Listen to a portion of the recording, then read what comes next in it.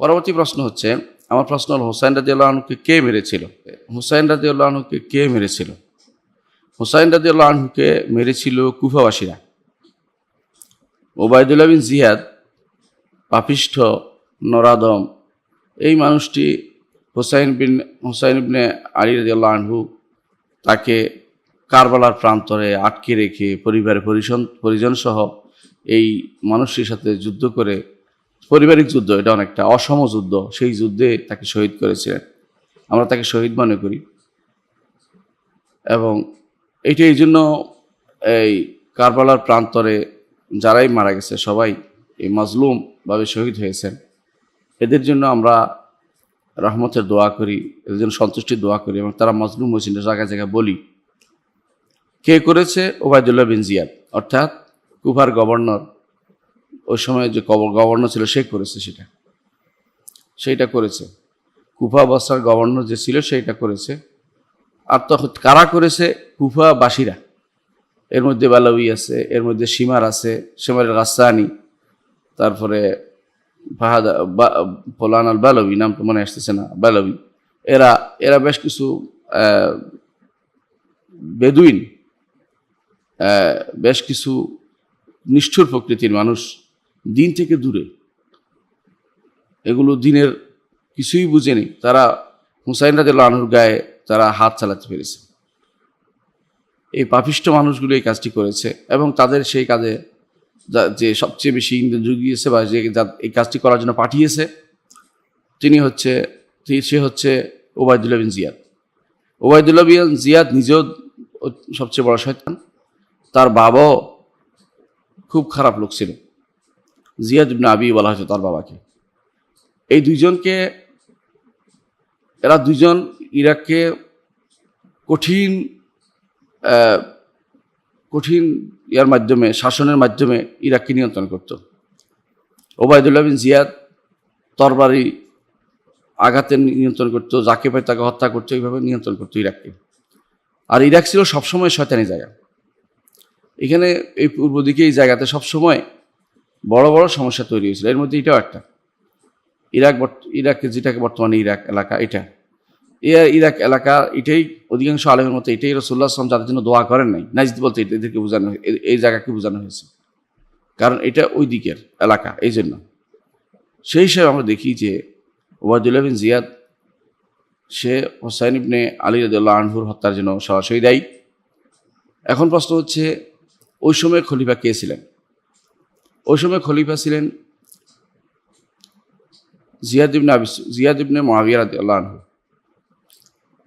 জিয়াদ ইবনে মুআবিয়া রাদিয়াল্লাহু আনহু বলছি, জিয়াদকে রাদিয়াল্লাহু আনহু বলিনি, আবার এটাকে ভুল বুঝবেন না। জিয়াদ সে তারও দোষ আছে, দোষ নাই এটা বলা যাবে না, কারণ সে এর পরেও ওবায়দুল্লাহ বিন জিয়াদকে ক্ষমতাচ্যুত করেনি। এই ঘটনার পরে যদি ক্ষমতাচ্যুত করতাম বুঝতাম যে তারও কি দোষ নাই, সে তো অন্যায়টা করেছে। সে আর কিছু না হোক, যদিও সে তার কাছে পাঠানোর পরে সসম্মানে তাদেরকে, পরিবারের অন্য লোক, জীবিত লোকদেরকে এবং নারীদেরকে মদিনায় পাঠিয়ে দিয়েছে সসম্মানে, কিন্তু সে তো কিছুই করেনি। ওবায়দুল্লাহ বিন জিয়াদকে কোনো কিছুই করেনি, তিরস্কার করা বা তাকে ক্ষমতাচ্যুত করা বা এমন কিছুই করেনি। এটা কি তার দুর্বলতা, নাকি এটা এক ধরনের অনমনীয়তা, যে কারণে সে পরবর্তীতে মদিনাবাসীরা তার বিরুদ্ধে খেপে গিয়েছিল, মদিনাকে সে কঠিনভাবে আক্রমণ করে মদিনা মানুষকে হত্যা করেছিল, হাররার ঘটনা ইতিহাস সাক্ষী। এই জন্য জিয়াদ যে কাজটি করেছে, ইয়াজিদ ইবনে মুআবিয়া ইবনে আবি সুফিয়ান, সেও এর জন্য দায়ী। আমি কয়েকবার জিয়াদ বলেছি, আসলে ইয়াজিদ হবে। ইয়াজিদ ইবনে মুআবিয়া ইবনে আবি সুফিয়ান সেও এর জন্য দায়ী, এবং সে কেন দায়ী? কারণ সে এই কাজটি কোনো প্রতিবিধান করেনি। উপরন্তু যারা মদিনাবাসী, যারা বিরোধিতা করেছে বা তার প্রতিকার চেয়েছে, তাদেরকে হত্যা করেছে, লোক পাঠিয়ে তাদেরকে হত্যা করেছে, এবং এমন হত্যা করেছে মদিনাবাসী মদিনাতে কয়েকদিন আজান পর্যন্ত হতে পারেনি, এমনভাবে তাদেরকে হত্যা করেছে। মদিনার উপর দিয়ে কঠিন বিপদ চলে আসছে। এর জন্য দায়ী আমরা দেখতে পাচ্ছি প্রথমত ওবায়দুল্লাহ বিন জিয়াদ, দ্বিতীয়ত দায়ী হচ্ছে ইয়াজিদ ইবনে মুআবিয়া ইবনে আবি সুফিয়ান। তো ইয়াজিদ এটার জন্য দায়ী। এই জন্য আমরা ইয়াজিদের জন্য রহমতের দোয়াও করি না, আবার লানত বলি না। কেন লানত বলি না? সরাসরি হস্তক্ষেপ করছে, আমার কাছে কোনো প্রমাণ পাওয়া যায়নি। সে পাঠিয়েছে তাকে আটকানোর জন্য, তাকে বলেছে যে সেকে আটকাও, কারণ যে কেউ ক্ষমতায় থাকে সে চায় অন্য কেউ যেন ক্ষমতায় না আসতে পারে, এটাই স্বাভাবিক কথা। ইয়াজিদ চেয়েছে ক্ষমতায় থাকতে, সেই জন্য আরেকজনকে আটকিয়েছে। কিন্তু আরেকজনকে আটকে এইভাবে এই নির্জন মরু প্রান্তরে পানি আটকিয়ে কষ্ট দিয়ে তাকে মারা এবং অসম যুদ্ধ তাকে মেরে ফেলা পরিবার সহ, এটা অবশ্যই বড় ধরনের জুলুম হয়েছে। যে জুলুমের কারণে আমরা এদের উভয়কে দায়ী করি, উবাইদুল্লাহ বিন জিয়াদকেও দায়ী বলি এবং ইয়াজিদ ইবনে মুআবিয়া ইবনে আবি সুফিয়ান একেও দায়ী বলি। এবং অনুরূপভাবে সিরিয়াবাসীরা যারা মদিনা আক্রমণ করেছে, মদিনার লোকদেরকে হত্যা করেছে, মদিনার উপরে তাণ্ডব চালিয়েছে, তাদেরকেও আমরা ঘৃণা করি। এদের কখনো ভালোবাসার প্রশ্নই আসে না। তবে ভালোবাসা এবং ঘৃণার কোনোটা যেন সীমা লঙ্ঘন না করে, এটা আমরা খেয়াল রাখি। আমরা এদেরকে বিভিন্ন রকমের কথা বলি, যারা ফাসেক ফাজের বলি, কিন্তু কাফের বলি না।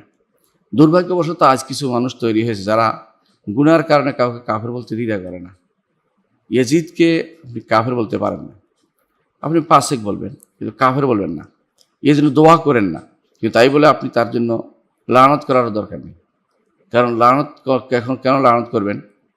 লানত করার প্রশ্ন তো আসে না এখানে। লানত তো ওই জায়গায় আসে যেখানে লানতের কারণ হয়। এমন কোনো লানত তো কোরআন হাদিসে আসে না যে লানত করতে হবে তাকে। আর এর জন্য আরেকটি হচ্ছে, তিনি যে আমল নিয়ে গেছেন মুআবিয়া হুসাইন রাদিয়াল্লাহু আনহু, হুসাইন ইবনে আলী রাদিয়াল্লাহু আনহু, সে আমল নিয়ে তিনি তার কবরে চলে গেছেন। তার জন্য আল্লাহ তাআলা এটা লিখেছেন, নিশ্চয়ের মধ্যে আল্লাহ তাআলা আমাদেরকে প্রতি এটা দিয়ে আমাদেরকে স্মরণ করিয়ে দিলেন যে তিনি রাসূলুল্লাহ সাল্লাল্লাহু আলাইহি ওয়াসাল্লামের বংশধর, পরবর্তী প্রদীপ। তিনি যে কাজটি করেছেন, তিনি একজন হিসাবে, সাহাবী হিসাবে তার সম্পর্কে কোনো মন্তব্য আমরা না করি, পক্ষে বিপক্ষে, এটা আমরা না করি। কিন্তু কিছু মানুষ আছে দেখবেন, হুসাইন ইবনে আলী রাদিয়াল্লাহু আনহুর এই কাজটিকে রাজতন্ত্রের বিরুদ্ধে বিদ্রোহ নাম দিয়েছে। এটা মিথ্যা কথা, এটা একটা মিথ্যা কথা। তিনি রাজতন্ত্রের বিরুদ্ধে বিদ্রোহ করতে যান নাই, এমন কোনো কাজ করেননি। তিনি গিয়েছেন যে কুফাবাসীরা তার কাছে চিঠি লেগেছে, যদি তিনি আসেন তার হাতে বায়াত করবেন, এই জন্য তিনি গিয়েছেন সেটা। কিন্তু এর অর্থ এই নয় যে রাজতন্ত্রের বিরুদ্ধে বিদ্রোহ করতে গেছেন বা করেছেন, করে বের হয়েছেন, এমন কথা কোনো প্রমাণ পাওয়া যায়নি। এবং সেটা দাবিও করেন না, খেলাফতের দাবিও তিনি করেন নাই তখনও। তাকে তো কুফাতে ঢুকতে দেওয়া হয়নি, এর আগেই তাকে আটকে দেওয়া হয়েছে। তিনি রাজতন্ত্রের বিরুদ্ধে একটি কথাও বলেননি, কোথাও কোনো সাহাবীরা রাজতন্ত্রের বিরুদ্ধে কথা বলেননি এই সমস্ত বিষয়ে। বরং এরপরে যিনি ক্ষমতা নিয়েছেন, এরপরে যিনি ক্ষমতা নিয়েছেন আব্দুল্লাহ ইবনে জুবাইর রাদিয়াল্লাহু আনহু, তিনিও রাজতন্ত্রের বিরুদ্ধে বিদ্রোহ করে ক্ষমতা নিয়েছেন এমন কথা বলা যাবে না। তিনি একজন খলিফা, তিনি একজন সাহাবী, তিনিও ক্ষমতা নিয়েছেন, ক্ষমতা পরিচালনা করেছেন। পরে তাদের মধ্যে যুদ্ধ হয়েছে, যুদ্ধে তিনি যার মারওয়ান বা অন্য কারো আঘাতে হোক, অথবা হাজ্জাজ ইবনে ইউসুফের হোক, তার নির্দেশনায় হোক, যে তাকে হত্যা করা হয়েছে। মারওয়ান তখন খলিফা, কোনো বর্ণনা দেখা মারওয়ান খলিফা, অথবা তার মারওয়ান তখন খলিফা, কোনো বর্ণনা দেখা যায়, অথবা তার ছিল আব্দুল মালিক খলিফা। তো যাই হোক যে আমি এটাই বলতে চাচ্ছি যে হুসাইন রাদিয়াল্লাহু আনহুর ব্যাপারে আমরা বলি যে তিনি, আল্লাহ তাআলা তাকে শহীদ হিসেবে গণ্য করবেন, আর আমরা এই আশা করি। কিন্তু বাড়াবাড়ি করে এটাকে আরেক দিকে ডাইভার্ট করা, এটা কিন্তু ভালো কাজ না। যারা বর্তমানে অধিকাংশই যারা দ্বীনের দাড়ি হিসেবে বিভিন্ন জায়গায় উঠেছেন, দিন প্রতিষ্ঠা করতে চান, অধিকাংশই এই হত্যাকাণ্ডের ভিন্ন খাতে প্রবাহিত করতে চান। হত্যাকাণ্ডে অন্যায়, এরকম কাজ যেন না হয় এগুলি বলা উচিত, এবং তাদের জন্য দোয়া করা উচিত, এবং তাদের বিরুদ্ধে যারা তাদের থেকে কীভাবে শিক্ষা নেওয়া উচিত। কিন্তু তাই বলে তিনি রাজতন্ত্রের বিরুদ্ধে যুদ্ধ করতে গিয়ে মারা গেছে এমন কথা বলা উচিত নয়। দেখুন, হুসাইন ইবনে আলী রাদিয়াল্লাহু নিঃসন্দেহে সবচেয়ে উত্তম ব্যক্তি যারা, অর্থাৎ এদের মধ্যে দুইজনের মধ্যে, কারণ তিনি সাহাবী আর ইয়াজিদ কোনো সাহাবী ছিলেন না। ইয়াজিদ তাবেঈ, সাহাবী হচ্ছেন তার পিতা মুআবিয়া রাদিয়াল্লাহু আনহু। এদের মধ্যে উত্তম হচ্ছে নিঃসন্দেহে হুসাইন ইবনে আলী রাদিয়াল্লাহু আনহু। কিন্তু উত্তমের অধীন অদমের খেলাফত, অদমের রাজত্ব করা শরীয়তে উত্তম উত্তম অদম খলিফা হওয়া যায় আছে শরীয়তে। সব উত্তম খলিফা হতে হবে জরুরি না। তো উনি চেয়েছেন খলিফা হতে, কিন্তু খলিফা যিনি হয়ে গেছেন তিনি হচ্ছেন ইয়াজিদ। এখন তিনি চেয়েছেন তার খেলাফত উদ্ধার করতে, এটা হলো বড় কথা। কিন্তু ইয়াজিদও খলিফা। রাজা যখন রাজ্য যখন পরিচালনা করে, তিনি যে রাজ্য পরিচালনা করেন মুসলিম বিষয়ে তখন একজনই খলিফা ছিলেন, তিনি ইয়াজিদ ইবনে মুআবিয়া। আর হুসাইন ইবনে আলী রাদিয়াল্লাহু আনহু তিনি খেলাফত চেষ্টা করেছেন নিজের জন্য নিতে, কিন্তু তিনি সেটা সাকসেসফুল হন নাই, সফলকাম হন নাই। এইটা হচ্ছে মূল ঘটনা। তিনি যদি কোনো সাকসেসফুল হতো, ইতিহাস ভিন্ন রকম লেখা হতো, কিন্তু সেটা হয়নি। মূল কথা হচ্ছে সিরিয়াবাসীরা যেভাবে ইয়াজিদের সাথে একাত্মতা ঘোষণা করেছে, মক্কা মদিনা বা কুফার লোকেরা হুসাইন ইবনে আলী রাদিয়াল্লাহু আনহুর সাথে এরকম একাত্ম ছিলেন না। বিভিন্ন রকমের মানুষ ছিলেন, এক একজন এক এক রকম ছিলেন।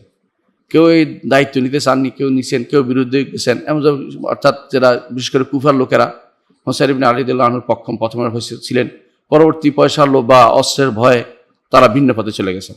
তাহলে বোঝা গেল যে এখানে যে কাজটি হয়েছে সেটা ছিল হুসাইন ইবনে আলী রাদিয়াল্লাহু আনহু তিনি চেয়েছেন খলিফা হতে, কিন্তু ইয়াজিদ আগেই খেলাফতের দাবি করে মসনদে বসে গেছেন এবং তার রাজ্য, তার এলাকা ছিল সম্পূর্ণ তার নিয়ন্ত্রণাধীন। কিন্তু হুসাইন ইবনে আলী রাদিয়াল্লাহু আনহুকে কেউ সাহায্য করেনি। যারা পরিবারে কেউ শুধু পরিবারের লোক ছিল, বাইরে কেউ তাকে সাহায্য করতে আসেনি। বর্তমান সময়ে অবস্থা নয়, তখনকার সময় একে অপরের খবর পাইতে অনেক সময় লাগতো। যে ঘটনা ঘটে গেছে অবশ্যই দুর্ভাগ্যজনক, এবং এই দুর্ঘটনার জন্য ইয়াজিদ ইবনে আবু সুফিয়ানও কিছুটা দায়ী। সবচেয়ে বেশি দায়ী হচ্ছে ওবায়দা ইবনে জিয়াদ, এটাই বলা আমাদের উদ্দেশ্য।